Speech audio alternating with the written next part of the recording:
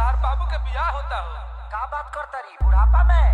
अरे तार हो बाबू ना होई बाबू का बाबू बाबू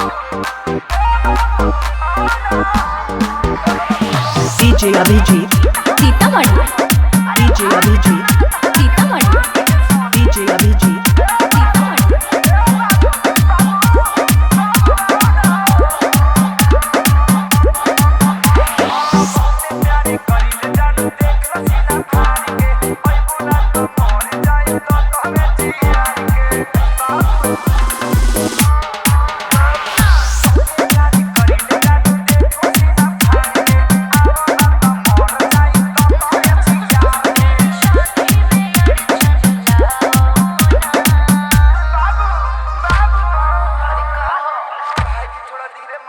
वैक्सीन लिया है, बहुत घाव लग रहा